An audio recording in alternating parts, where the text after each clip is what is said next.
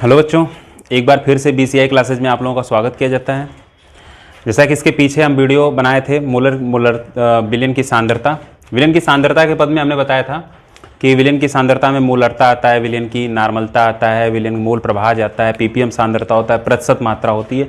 इन सब चीज़ों के बारे में हम पीछे देखिए मोलर आपका प्रतिशत और मोलरता का जो है पीछे गणना कर चुके हैं। अब ये सेकंड पार्ट में आपको पढ़ना है मोललता, नार्मलता, मोल प्रभाज, पीपीएम सांद्रता, इन सब चीजों को पढ़ना है। तो देखिए मोललता की परिभाषा क्या होगा, यहाँ पे देखिए मोल पर केजी है, मोल पर केजी यहाँ पे स्टार बना है। इस स्टार का मतलब कुछ टर्म्स एंड कंडीशन है। इस कंडीशन का क्या मतलब है, इस कंडीशन का मतलब है कि भाई जो विलयन की मात्रा हम बार बार रख रहे थे उस विलयन की जगह क्या होगा, विलायक होगा। टर्म्स कंडीशन याद रखिएगा, यहाँ पे विलायक होगा। ठीक है, प्रति केजी है, प्रति केजी का मतलब 1 किलोग्राम। क्या होगा, 1 किलोग्राम विलयन की जगह क्या बोलेंगे, विलायक। तो 1 किलोग्राम विलायक में उपस्थित विलेय के मोलों की संख्या विलयन की क्या कहलाएगी, मोललता कहलाएगी। इसे स्मॉल एम से व्यक्त करते हैं। तो भाई विलयन की मोललता की परिभाषा के अनुसार अगर हम फार्मूला बनाएं तो बोलेंगे विलयन की मोललता बराबर विलेय के मोलों की संख्या, विलेय के मोलों की संख्या बटे क्या होगा, विलयन नहीं होगा बल्कि यहां पे क्या होगा, विलायक का क्या होगा भाई, केजी। केजी किसके लिए होता है, द्रव्यमान के लिए होता है। तो विलायक का द्रव्यमान, ठीक है, किसमें होगा, किलोग्राम में।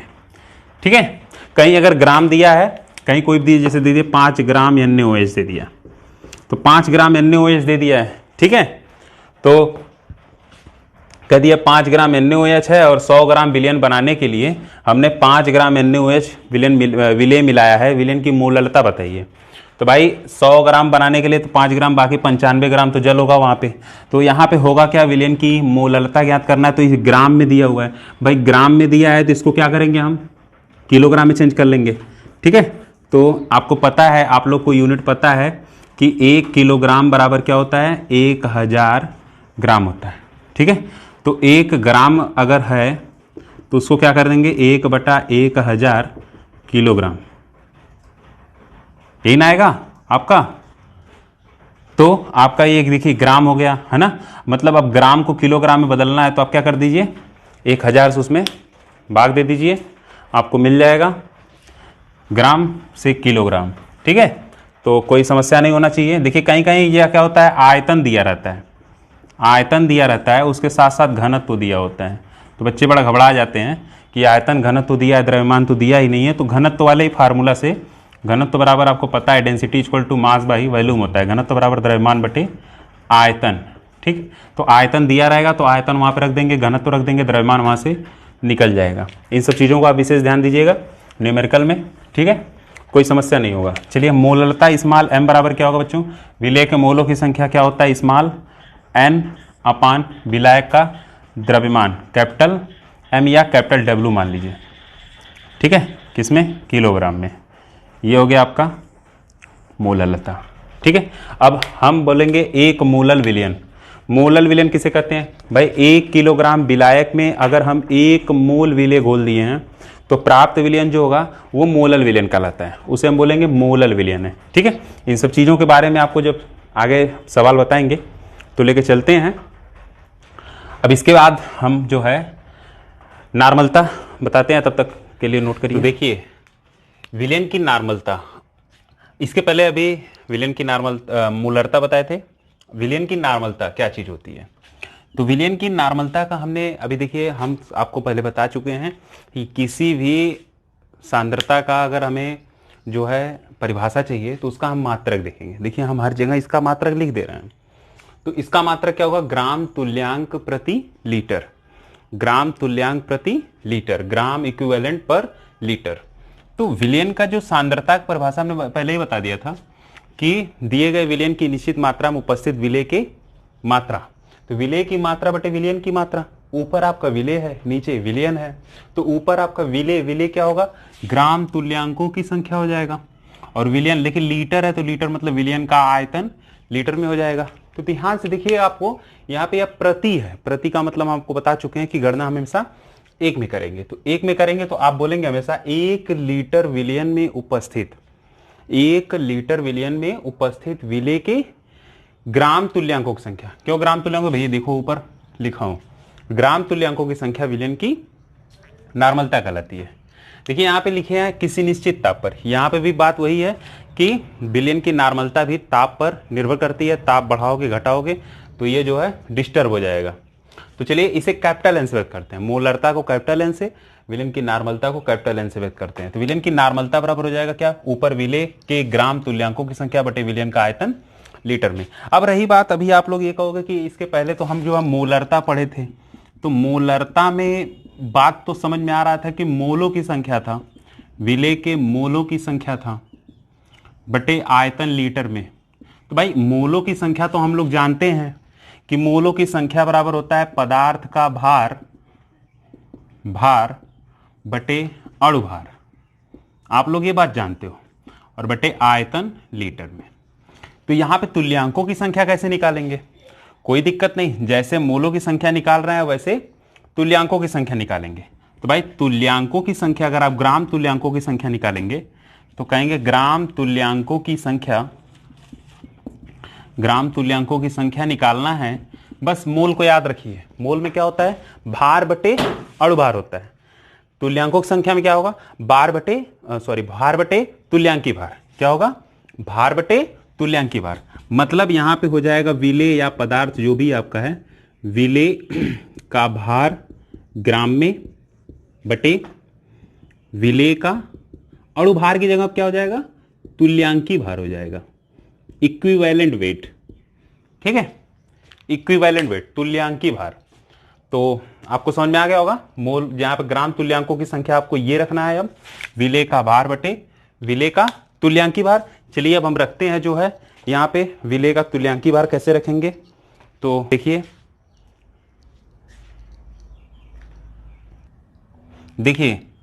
तो विलयन की क्या है, यहां पे हमको क्या निकालना है? हम कहेंगे विलय के ग्राम तुल्यांकों की संख्या, ग्राम तुल्यांकों की संख्या। तो ग्राम एक तुल्यांकों की संख्या बराबर क्या हो जाएगा? भाई विलय का भार हो जाएगा, विलय का भार किसमें? ग्राम में, बटे विलय का क्या होगा? तुल्यांकी भार हो जाएगा। क्या हो जाएगा? तुल्यांकी भार हो जाएगा। तो आप इसको ले जाके यहां पे रख दीजिए। तो क्या मिल जाएगा? विलयन की नॉर्मलता कैपिटल एन बराबर, या आप नॉर्मलता पूरा लिख लीजिए, नॉर्मलता बराबर क्या हो जाएगा? विलय का भार ग्राम में बटे विलय का तुल्यांकी भार पूरे के बटे क्या होगा? विलयन का आयतन लीटर में। ये आपकी नॉर्मलता निकालने का फार्मूला हो गया। अगर आपको ग्राम तुल्यांकों की संख्या दिया है तो आप इससे निकाल लीजिए। अदरवाइज अगर आपको तुल्यांकी भार नहीं दिया है, मान लीजिए जैसे अणुभार नहीं दिया रहता है तो अणुभार निकालते हैं, उसी तरह तुल्यांकी भार भी हम निकालते हैं, लेकिन भार दिया रहेगा तो भार दिया रहेगा तो भार रख लीजिएगा। अब रही बात तुल्यांकी भार निकालने के लिए, तो विलय का तुल्यांकी भार कैसे निकालेंगे? तो देखिए विलय में क्या चीज होती है? बहुत चीजें विलय में होती हैं। ठीक है, ठोस भी होता है, द्रव भी होता है, गैस भी होता है, बहुत चीजों को हम विलय के रूप में चुनाव करते हैं। हम आपको पहले जो उसका जो है विलय बनाने के प्रकार के आधार पर हम आपको बताए थे। तो यहाँ पे जो होगा क्या कि तुल्यांकी भार निकालने के लिए हम अलग अलग प्रकार के जो विलय होते हैं उनके अलग अलग प्रकार के जो है तुल्यांकी भार उस तरह निकाला जाता है। तो चलिए तुल्यांकी भार निकालने के लिए हम कुछ जो है आपको फार्मूला बताते हैं। तो तुल्यांकी भार कैसे निकालेंगे? देखिए तुल्यांकी भार निकालने के लिए आप जो है विलय आपका, देखिए यहाँ पे हम लिख देते हैं हेडिंग कि तुल्यांकी भार ज्ञात करना। चलिए कोई बात नहीं। तो पहला आपका है कि जब विलय अम्ल की भांति हो। देखिए जब विलय अम्ल की भांति होगा तो अम्ल का मतलब जैसे हाइड्रोक्लोरिक अम्ल, H2SO4, सल्फ्यूरिक अम्ल, ठीक है। तो ये जो है आपका HiO3 आयोडिक अम्ल, ये सब क्या है, एसिड है। अगर हम H2SO4 को मिला रहे हैं, सल्फ्यूरिक अम्ल को मिला रहे हैं, तो इसका अणुभार दिया रहेगा, सॉरी इसका भार दिया रहेगा, द्रव्यमान दिया रहेगा, तुल्यांकी भार नहीं दिया रहेगा। तो तुल्यांकी भार हम H2SO4 का कैसे निकालेंगे, Cl कैसे निकालेंगे, इसका तुल्यांकी भार कैसे निकाला जाता है। तो देखिए अम्ल की विशेषता ये होती है, आप लोग पढ़े होंगे कि अम्ल की परिभाषा आर्हेनियस के अनुसार जो है उन्होंने बताया था कि अम्ल वे पदार्थ होते हैं जो जलीय विलयन में H+ आयन देते हैं, जो जलीय विलयन में H+ आयन देते हैं या हाइड्रोनियम आयन बनाते हैं। तो H+ आयन देते हैं तो वो होता है आपका अम्ल। क्या होता है, अम्ल होता है। तो H+ आयन देखिए, अब जैसे HCl है, HCl को हम जल में मिलाएंगे तो यह H+ और Cl- में डिकम्पोज हो जाता है, तो ये एक एसिड है, अम्ल है, ठीक है। H2SO4 को अगर हम आयन में तोड़ते हैं तो ये 2H+ SO4 डबल माइनस में डिकम्पोज हो जाएगा। ये बातें आपको पता होगी, इसको बताने की हमें बहुत ज़्यादा मेहनत नहीं पड़ेगा, हमको मतलब ज़रूरत भी नहीं पड़ेगी, आप लोगों को पता होगा। तो चलिए हम लेके चलते हैं। तो अम्ल में क्या होता है भाई, H+ आयन होते हैं। अम्ल में क्या होता है, H+ आयन होते हैं, ठीक है।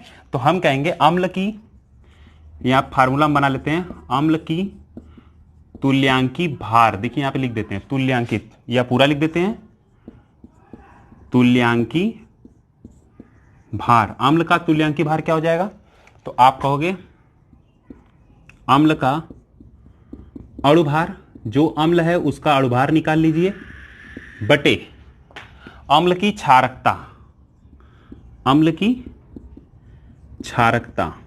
देखिए ये फार्मूला बन गया तुल्यांकी भार निकालने के लिए। अब क्षारकता क्या है भाई, क्षारकता क्या चीज होती है, आप लोग नहीं जानते होंगे, बेसिसिटी। क्षारकता, बेसिसिटी का मतलब number of H+ ion present in the acid. अम्ल में उपस्थित H+ आयनों की संख्या उसकी अम्ल की क्षारकता कहलाएगी।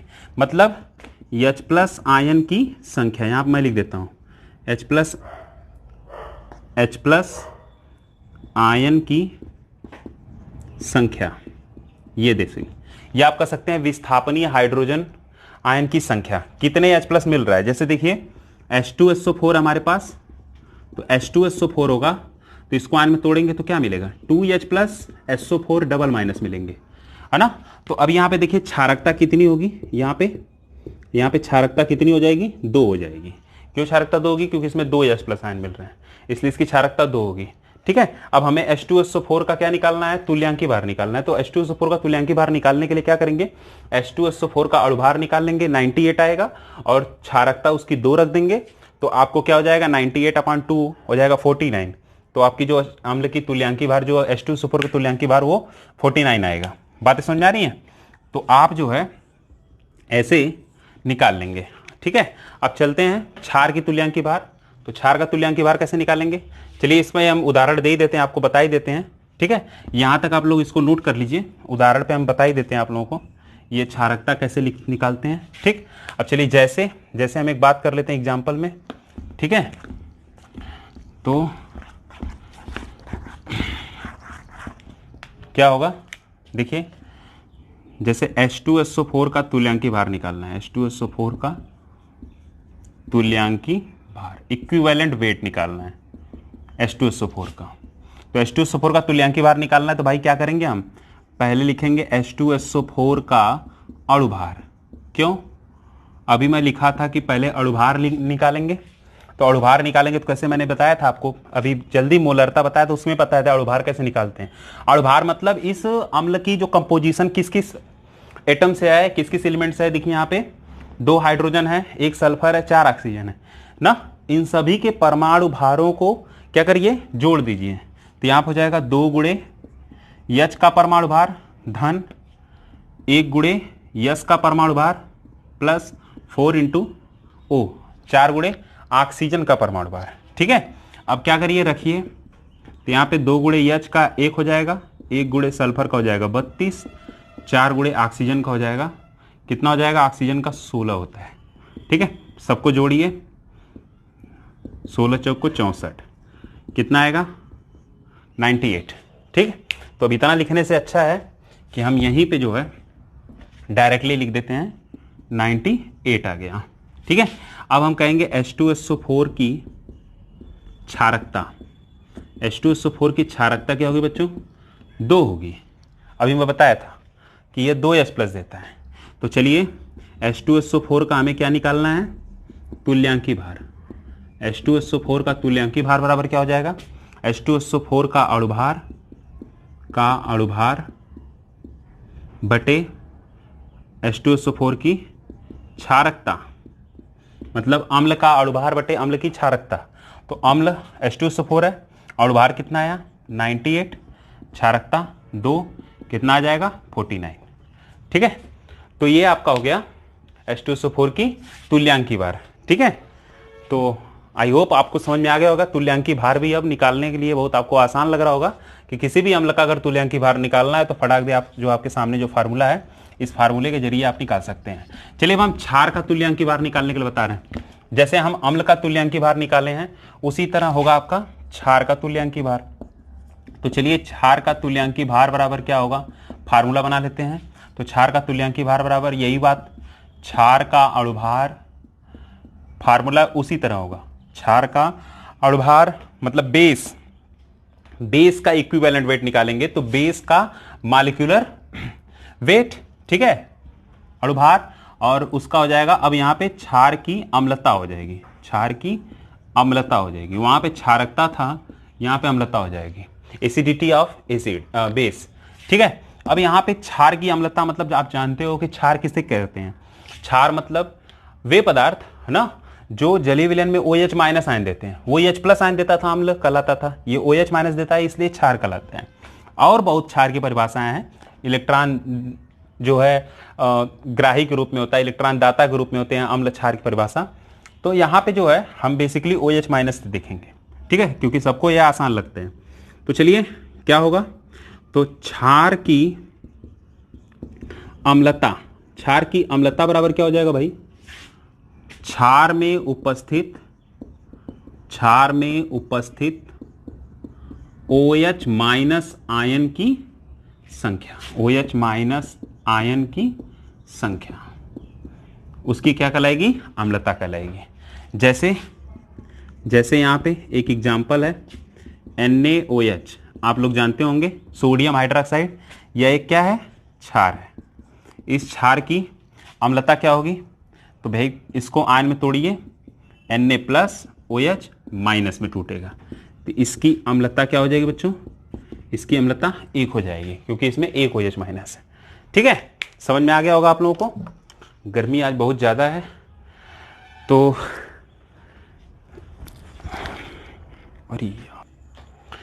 तो अम्लता आपको समझ में आ गया, 1 होगी। अब इसके बाद देखिए जो है एक उदाहरण दे रहे हैं, ये उदाहरण हम नहीं सॉल्व करेंगे, आप लोग खुद सॉल्व कर लीजिएगा। तो इसका जो है आपको निकालना होगा कि क्वेश्चन है आपके सामने, NaOH का तुल्यांकी भार क्या होगा, NaOH का तुल्यांकी भार क्या होगा, आप लोग खुद निकालिएगा, अणुभार निकाल लीजिएगा, इसमें देख लीजिए कितना OH है उतना से भाग दे दीजिए, आ जाएगा।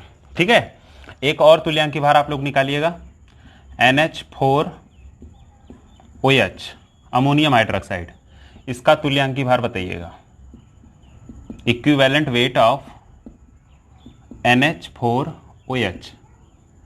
ठीक है, चलिए इसको निकाल लीजिएगा, आप लोगों को समझ में आ जाएगा। चलिए अब हम आगे चलते हैं। अब इसके आगे आता है एक अम्ल हुआ, एक क्षार हुआ, एक होता है लवण, एसिड बेस एंड साल्ट। अब हम लवण का जो है तुल्यांकी भार निकाल लेंगे इसी तरह। तो हमें समझ में आ रहा है कि आप लोगों को समझ में आ गया होगा, हमको ये लग रहा है कि लवण का तुल्यांकी भार कैसे निकालेंगे भाई, वही बात, लवण का अणुभार होगा।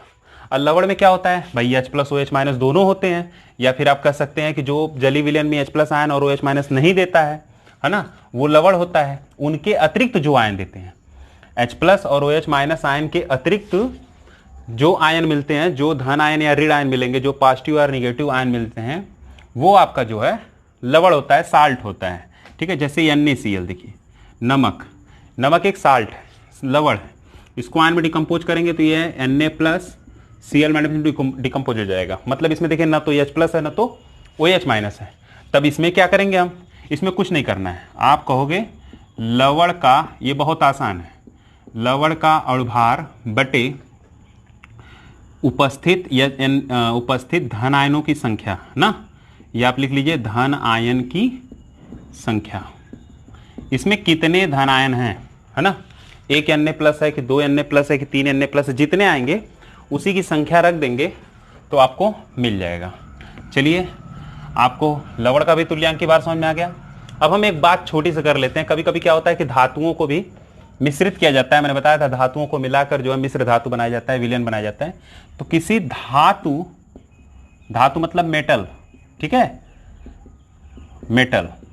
मेटल की तुल्यांकी भार अगर निकालना है तो मेटल का तुल्यांकी भार इक्विवेलेंट वेट इक्वल टू क्या हो जाएगा, इस धातु की, क्या लिखेंगे भाई, धातु की परमाणु भार, इसका हम क्या लिखेंगे, परमाणु भार बटे इस धातु की संयोजकता, धातु की संयोजकता। ये देखिए फार्मूला हो गया संयोजकता भाई आप लोगों को पता होगा कैसे निकालते हैं। अब संयोजकता की बात हम यहाँ करेंगे तो बहुत लंबा हो जाएगा। तो रही बात, आपको छोटा सा बता ही देते हैं कि संयोजकता कैसे आपको पता चल जाएगा। जैसे देखिए Na प्लस है तो आप ये मत कहेगा कि प्लस है तो इसकी संयोजकता जो है एक होती है, लेकिन संयोजकता निकालने के लिए कई अलग अलग तरीके हैं। हम आपको छोटा सा बस समझा रहे हैं कि इसको देख के बता सकते हैं कि इसकी संयोजकता 1 है। Ca पे 2 प्लस है तो इसकी संयोजकता 2 है। Fe पे 2 प्लस है, इसकी संयोजकता 2 है, ठीक है। O पे डबल माइनस, इसकी संयोजकता 2 है। तो भाई ये नॉन मेटल है, ये मेटल नहीं है, ये धातु नहीं, अधातु है। तो हम सिर्फ धातुओं की बात कर रहे हैं। जैसे आयरन के लिए दे दिया निकालने के लिए, तो आयरन का अणुभार, सॉरी परमाणु भार, परमाणु भार क्यों बोल रहे हैं यहाँ पे, अणुभार क्यों नहीं बोल रहे हैं, ये भी बात है, क्योंकि ये सिंगल है ना, या दो से अधिक चीज पदार्थ परमाणुओं कॉम्बिनेशन होता है तो अणु होता है, तब वहाँ पे अणुभार लिखते हैं। तो यहाँ पे हम परमाणु भार लिखेंगे तो इसका हो जाएगा 56, ठीक है, बात समझा रहा है, परमाणु भार। और संयोजकता कितनी हो जाएगी, 2, ठीक। अब इसको क्या करिए आप जो है डिवाइड कर दीजिए, कितना हो जाएगा, 2 2 जा 4 और 2 8 जा 60, 28 दूना 56। तो ये हो गया आपका तुल्यांकी भार आयरन का, ठीक है। अब वहाँ पे आयरन आयन नहीं मिलेगा, आयरन ही मिलेगा कि आयरन का तुल्यांकी भार कितना होगा। तो आपको परमाणु भार दिया रहेगा, संयोजकता याद रखना पड़ेगा, या संयोजकता भी दे देता है तो आप जो है निकाल लेंगे। चलिए अब हम आपको लेके चलते हैं इसके आगे, कुछ जो है बातें करते हैं। देखिए विलयन की नॉर्मलता की बात परिभाषा में तो समझ में आ गया होगा आपको कि नॉर्मल विलयन किसे कहते हैं। देखिए नॉर्मल विलयन किसे कहते हैं कि जो हमने परिभाषा में बताया कि विलेय का जो है भार बटे क्या, कौन सा भार, ग्राम तुल्यांकों की संख्या, ये बताए थे शायद, ग्राम तुल्यांकों की संख्या बटे आयतन लीटर में। भाई 1 लीटर विलयन में अगर 1 ग्राम तुल्यांक सॉल्यूट डिसॉल्व हो रहा है, मिल रहा है, ठीक, मतलब क्या है कि हमारे पास 1 लीटर विलयन बना रहे हैं, उसमें जो है जो विलेय की मात्रा है वह 1 ग्राम तुल्यांक है, 1 ग्राम इक्विवेलेंट है। तो ऐसे विलयन को हम नॉर्मल विलयन कहेंगे। क्या बोलेंगे, नॉर्मल विलयन कहेंगे, ठीक है। इसी तरह मोलर विलयन होता है। मोलर विलयन में क्या होगा, 1 लीटर विलयन में उपस्थित विलेय के 1 मोल हो, 1 मोल अगर घुला है तो उसको हम मोलर विलयन कहेंगे और इसे नॉर्मल विलयन कहते हैं। इसको व्यक्त करने का तरीका जैसे 5 n आ गया, ठीक है, हाफ n आ गया, ठीक, 2 n आ गया, ठीक। तो देखिए इसे सेमी नॉर्मल कहेंगे। इसे जो है आपका ये नॉर्मल है, आपका ये 2 n है, आपका बातें समझ में आ रहा है। तो यहाँ पे जो है ये आपका बाई नॉर्मल कह सकते हैं या द्वि नॉर्मल ना, ये बाई नॉर्मल है, ये सेमी नॉर्मल है, ठीक। इसी तरह देखिए सेंटी हो गया 1/100, ठीक, n सोल्यूशन लिखा है, KOH का मान लीजिए, तो ये हो गया सेंटी नॉर्मल। बात समझा रहा है। तो ऐसे ही आप जो है नॉर्मल तो को समझ जाएंगे कि कहीं क्या लिखा है तो उसको क्या हम कहेंगे। चलिए अब आगे चलते हैं। देखिए विलयन की मोल प्रभाज, ये इसका यहाँ पे हम इसी प्रकार लिख दिए हैं मोल फ्रैक्शन का कि इसका नो यूनिट, इसका कोई इकाई नहीं होगा। क्यों इकाई नहीं होता भाई, देखिए यहाँ पे प्रभाज लिखा हुआ है। प्रभाज का मतलब समझ रहे हैं आप लोग, प्रभाज का मतलब फ्रैक्शन होता है, मतलब डिवाइड होता है, डिवाइडेशन होता है। तो किसी भी, जैसे ऊपर भी मोलों की संख्या नीचे भी मोलों की संख्या, तो क्या हो जाएगा, कट जाएगा। और जब कट जाएगा तो उसका कोई इकाई नहीं होगा, तो इसलिए इसका यहाँ पे कोई इकाई नहीं है। लेकिन यहाँ पे एक विशेष बात लिखी है, देखिए यहाँ पे क्या है, इस इकाई का प्रयोग प्रायः द्रव द्रव प्रकार के विलयन के सांद्रण को व्यक्त करने के लिए किया जाता है। बेसिकली इस इकाई का प्रयोग हम जो है द्रव द्रव प्रकार के ही विलयन के लिए हम प्रयोग करेंगे। इसका परिभाषा क्या होगा भाई, प्रभाज है तो मैंने भी बताया कि ये भाग होगा, अनुपात होगा, रेशियो होगा। किसका अनुपात है, तो आपको पहले बताया जाएगा कि एक विलयन का जो कंपोजिशन होता है वह विलेय और विलायक से होता है। एक विलेय और विलायक को जब मिला देंगे तो क्या बन जाएगा भाई, विलयन बन जाएगा। ठीक है, ये एक रिवर्सिबल प्रोसेस होता है, विलयन बन जाएगा। ठीक है, एक विलेय को एक विलायक में मिलाएंगे तो विलयन बन जाएगा।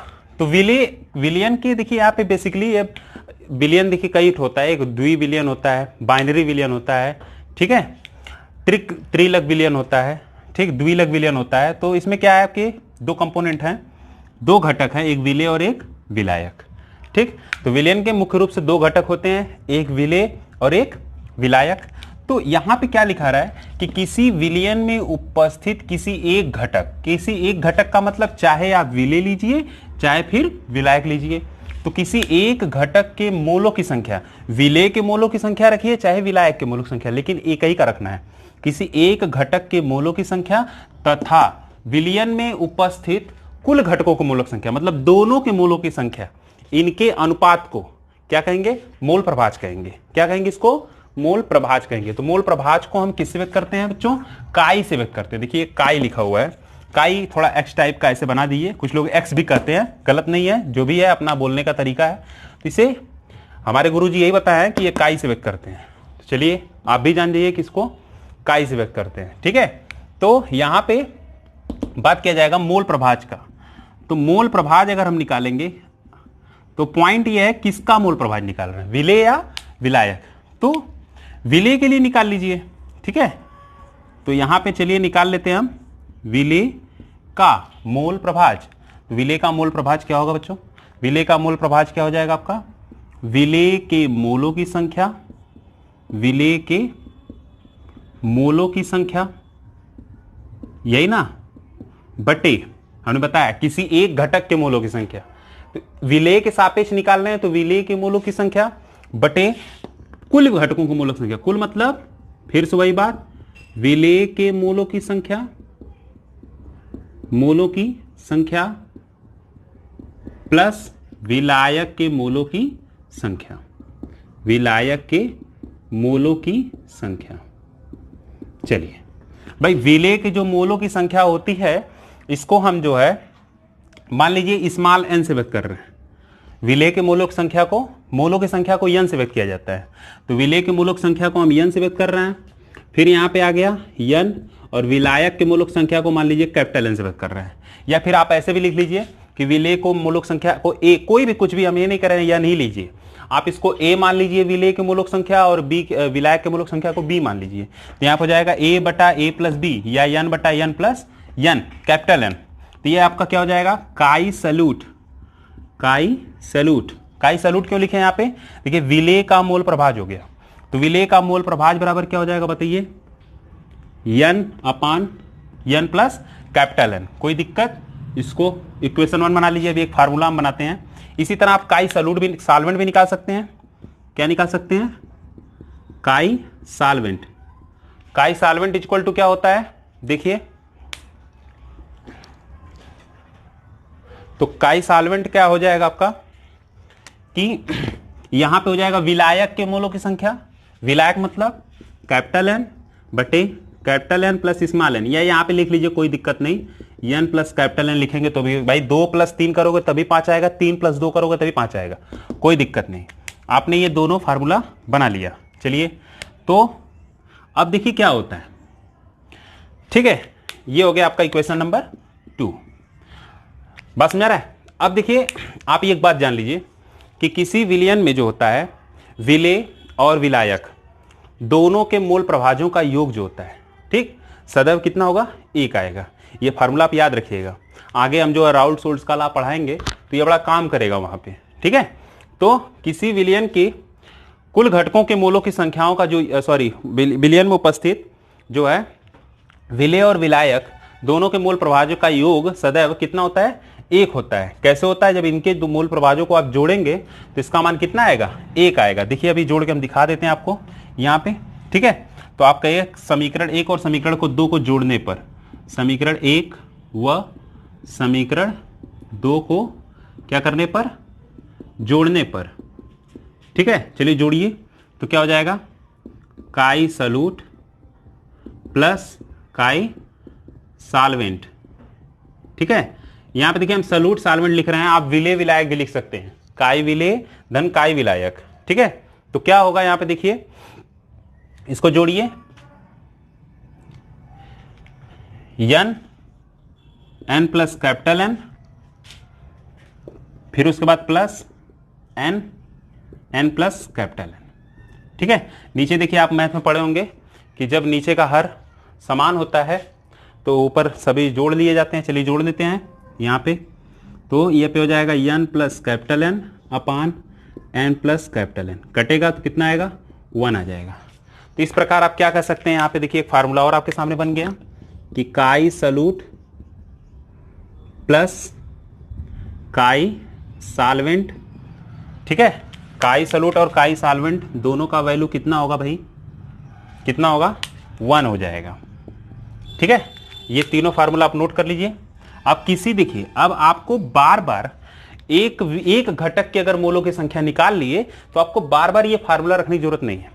आप विलेय का निकाल लिए, ठीक है, विलेय के मोलों सही से इसे फार्मूला से निकाल लिए, विलेय के मोल प्रभाव जितना आ गया तो जितना आया। अब विलायक निकालना है तो आप इसको यहां पे कर देंगे तो 1 में से घटा लेंगे, 1 में से घटा लेंगे तो आपका विलायक के मोलों की संख्या मोल प्रभाज मिल जाएगा। तो ये आपके मोल प्रभाज है, आपको समझ में आ गया होगा। मोल प्रभाज बहुत ही अच्छी टॉपिक है इस विलियन वाले चैप्टर का, ठीक है।